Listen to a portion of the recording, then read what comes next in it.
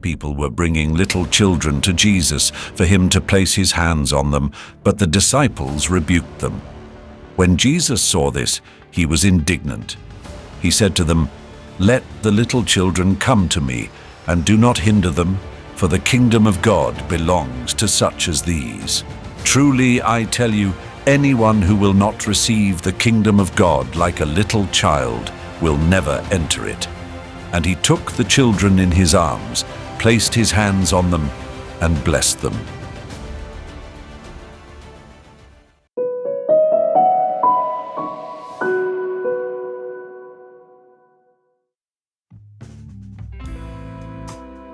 In the Gospel of Mark, we see Jesus saying, "Let the children come to me, do not hinder them, for the kingdom of God belongs to such as these."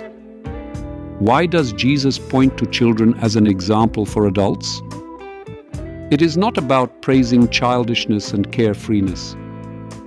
The key is to understand the qualities children possess, which we often lose in adulthood.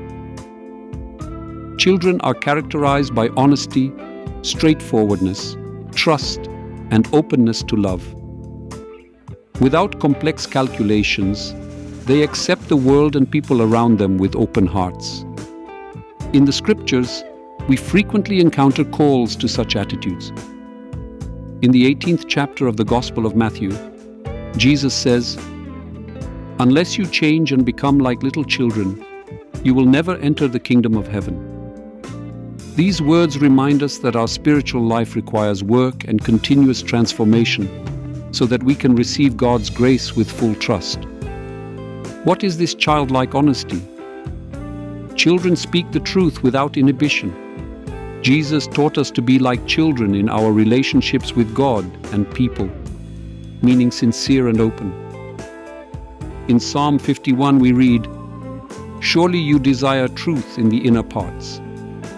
These words tell us that honesty is the foundation of a true relationship with God. Children learn bad patterns of behavior from adults. Have you ever encountered a skeptical and cynical 5-year-old? If so, their parents likely did not become your friends. A healthy child's relationship is based on a lack of hidden motives. Young children do not calculate or manipulate because they are genuine. Jesus demands such an attitude from us when he says in the Sermon on the Mount, "Let your yes be yes, and your no, no. Anything beyond this comes from the evil one." Our faith should be simple and authentic, and our speech concise. Children's trust in their parents is complete and unconditional. Children believe that their parents always want what is best for them. Jesus calls us to have the same trust in God the Father. In Psalm 131 we find a beautiful image in these words. "My heart is not proud, Lord. My eyes are not haughty.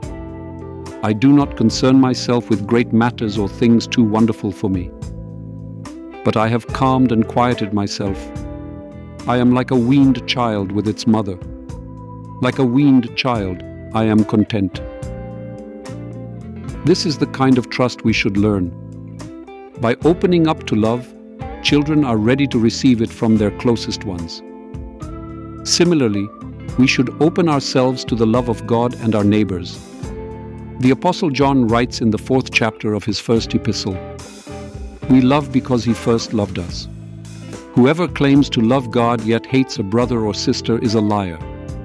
For whoever does not love their brother and sister, whom they have seen, cannot love God, whom they have not seen.